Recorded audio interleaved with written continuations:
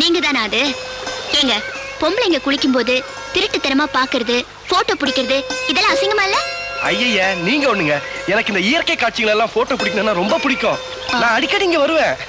இன்னைக்கு நீங்க இங்க குளிக்க வர்றது எனக்கு தெரியாதுங்க.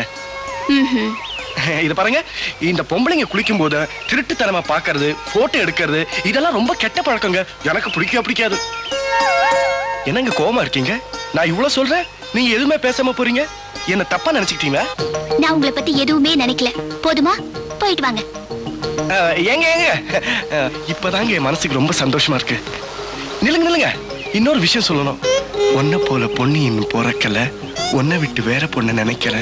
அது எப்படிங்க உங்க உடம்பு வெல்வெட் மாதிரி இருக்கு? என்ன பளபளப்பு, என்ன வழவழப்பு. கள்ள குடிச்சாதாங்க போதை வரும். உங்க கண்ணை பார்த்தாலே போதும், போதை ஜூன்னு தலை கேறுதுங்க.